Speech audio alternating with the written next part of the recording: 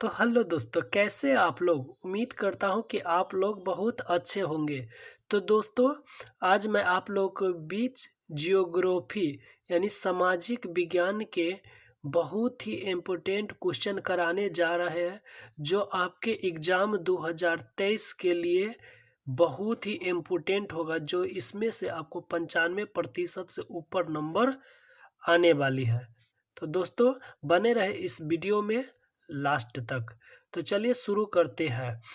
कहता मास्कोबाइट किस खनिज लवण का एक प्रकार है? तो अभ्रक का।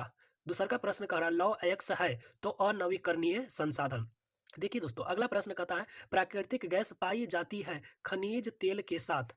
और अगला प्रश्न देखिए, कहता निम्न में से कौन एशिया का सबसे बड़ा परमाणु शक्ति केंद्र है? तो तारापुर, जो महाराष्ट्र में पड़ती है। फाल्टा विशेष आर्थिक क्षेत्र कहाँ है? तो फाल्टा आपको पश्चिम बंगाल में पड़ता है। देखिए अगला प्रश्न कर रहा है कि भारत का प्रथम तेल शोधक कारखाना स्थित है? तो असम के डिगबोई में।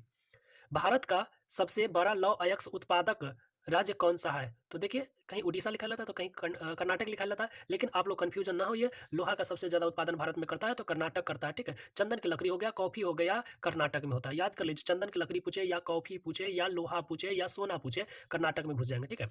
अगला प्रश्न देखिए, कहता भारत का सबसे लंबा बांध कौन सा है? तो हीराकुंड बांध, जो उड़ीसा राज्य में है, महानदी पर बना हुआ हीराकुंड बांध है। दोस्तों देखिए, क्वेश्चन कई टाइप से पूछता है। आपको पूछ देगा भारत का सबसे ऊंचा बांध, तो ऊंचा पूछेगा तो टिहरी बांध, जो भागीरथी नदी पर बना हुआ उत्तराखंड में, ठीक है। और लंबा यहाँ पर पूछा है तो लंबा पूछेगा तो हीराकुंड बांध, जो उड़ीसा राज्य में है और महानदी पर बना हुआ है। देखिए दोस्तों, अगला प्रश्न देखिए, कहता किस खनिज को उद्योगों का जननी कहा जाता है? तो लौह अयस्क यानी लोहा को उद्योगों का जननी कहा जाता है। फिर अगला प्रश्न देखिए दोस्तों, सबसे अधिक वन वाला राज्य कौन है या सबसे अधिक वन क्षेत्र वाला राज्य कौन सा है? तो देखिए, मध्य प्रदेश में सर्वाधिक वन पाया जाता है। और अगर क्वेश्चन पूछ दे, लेकिन ऐसा नहीं पूछता है, लेकिन कहीं पूछ दे कि भारत में सबसे कम वन वाला राज्य कौन है? तो हरियाणा। यहाँ पर पूछा है सबसे अधिक वन वाला राज्य कौन है? तो मध्य प्रदेश, एमपी, ठीक है।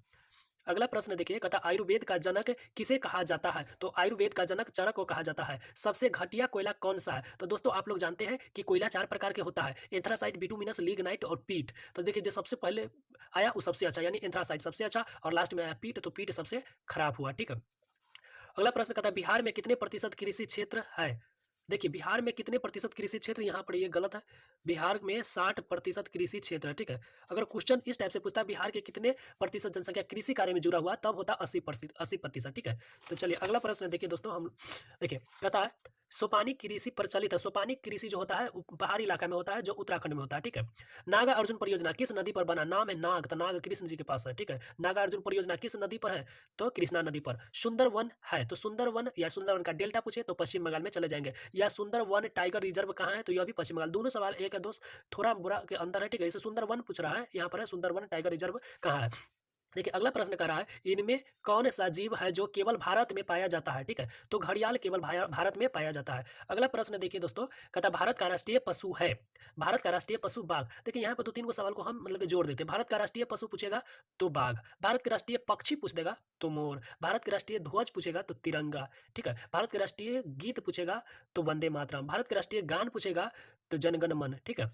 दोस्तों आगे देखिए, कहता किसने कहा संसाधन होते नहीं बनते हैं? तो जिमरमैन। एनसीईआरटी आप उल्टा सकते हैं, ठीक है। एनसीईआरटी के पहले के पन्ना में लिखा गया है कि संसाधन होते नहीं संसाधन बनते हैं, यह कथन किसका है? जिमरमैन का, ठीक है। अगला प्रश्न देखिए, सौर ऊर्जा निम्नलिखित में से कौन सा संसाधन है? तो सौर ऊर्जा कौन सा नवीकरणीय संसाधन, वैसा संसाधन जिसका एक बार उपयोग करने के बाद पुनः प्राप्त किया जा सकता है, यानी पुनः प्रयोग कर सकते हैं, उसे क्या कहते हैं? नवीकरणीय ऊर्जा कहते हैं, ठीक है, या नवीकरणीय संसाधन कहते हैं। आप लोग जानते होइएगा संसाधन क्या है।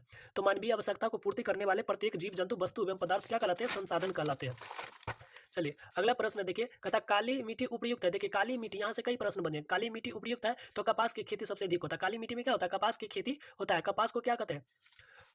उजला सोना भी कहा जाता है कपास को, ठीक है। रिश्तेदार सेना कहा किसे कहा जाता है? जूट को कहा जाता है। तो दोस्तों यहाँ पर तो समझिए, काली मिट्टी उपयुक्त है कपास के लिए। काली मिट्टी का दूसरा नाम भी पूछ देता है, तो काली मिट्टी का दूसरा नाम क्या है? रेगूर मिट्टी। काली मिट्टी सबसे अधिक महाराष्ट्र और गुजरात में पाया जाता है, इसलिए कपास की खेती सबसे अधिक कहाँ होगा? महाराष्ट्र और गुजरात में। यह भी क्वेश्चन पूछ देता है दोस्तों, ठीक है। जूट का उत्पादन सबसे अधिक कहाँ होता है? तो जूट का उत्पादन सबसे अधिक पश्चिम बंगाल में होता है। देखिए दोस्तों, मैं एक क्वेश्चन में 2-3 क्वेश्चन को कराने का प्रयास करता हूँ, ताकि कम समय में आप ज़्यादा से ज़्यादा क्वेश्चन को याद कर ले। देखिए अगला प्रश्न कहता मरुस्थलीय मृदा का विस्तार सबसे अधिक कहाँ है? तो समझिए, मरुस्थलीय बालू वाला मृदा होती है, बालू वाला मृदा सबसे अधिक बालू कहाँ पाया जाता है दोस्तों? राजस्थान में। तो मरुस्थलीय मृदा का विस्तार सबसे अधिक कहाँ होगा? राजस्थान में। एक और सवाल समझिए इसमें कि भारत का सबसे बड़ा राज्य क्षेत्रफल की दृष्टि से राजस्थान है, ठीक है। अब भारत का सबसे छोटा राज्य क्षेत्रफल की दृष्टि से गोवा है। जनसंख्या की दृष्टि से भारत का सबसे बड़ा राज्य कौन है? उत्तर प्रदेश। और जनसंख्या की दृष्टि से भारत का सबसे छोटा राज्य कौन है? सिक्किम। अब देखिए जनसंख्या घनत्व के मामले में भारत का सबसे सर्वाधिक घनत्व वाला राज्य कौन है? तो बिहार है। और सबसे कम घनत्व वाला राज्य कौन है? तो अरुणाचल प्रदेश है। चलिए दोस्तों आगे चलिए। कहता है इनमें से कौन सी प्राथमिक ऊर्जा नहीं है? यानी प्राथमिक ऊर्जा नहीं, देखिए प्राकृतिक गैस प्राथमिक ऊर्जा है, पेट्रोलियम प्राथमिक ऊर्जा है, कोयला प्राथमिक ऊर्जा है, जबकि विद्युत क्या है? ये कोयला पेट्रोलियम प्राकृतिक गैस से हम विद्युत बनाते हैं, तो ये द्वितीयक ऊर्जा हो गया। ठीक है, प्राथमिक ये सब हो गया प्राथमिक ऊर्जा, ये हो गया विद्युत क्या हो गया? द्वितीयक ऊर्जा हो गया। चलिए दोस्तों अगला प्रश्न देखिए, कहता है इनमें से ऊर्जा का गैर पारंपरिक स्रोत कौन सा है? तो ऊर्जा का गैर पारंपरिक स्रोत कौन है? ज्वारीय ऊर्जा। ठीक है, यानी ज्वारीय ऊर्जा गैर पारंपरिक स्रोत हो गया। पेट्रोलियम कोयला और प्राकृतिक गैस ये सब नहीं होगा। ठीक है, किस राज्य में खनिज तेल का विशाल भंडार है? तो खनिज तेल का विशाल भंडार असम है। ठीक है, किस नदी को बिहार का शोक कहा जाता है? तो कोसी नदी को बिहार का शोक कहा जाता है, दामोदर नदी को पश्चिम बंगाल का शोक कहा जाता है। देखिए दोस्तों क्वेश्चन अभी बाकी है, यानी कि अभी तो मात्र हम 30 क्वेश्चन कराए हैं, अभी आपको 70 क्वेश्चन और कराना है। ठीक है, यानी कि अभी 100 क्वेश्चन कराएंगे। लेकिन दोस्तों आप उम्मीद कीजिए कि इस वीडियो के अलावा आपको दूसरा वीडियो भूगोल के ऑब्जेक्टिव के लिए देखना नहीं पड़ेगा। तो दोस्तों सूचना यहीं पर समाप्त हुई। फिर आगे अभी 70 क्वेश्चन कराना है दोस्तों, यह बात याद रखिएगा, इससे आपको बाहर कुछ एग्जाम में क्वेश्चन नहीं मिलेगा।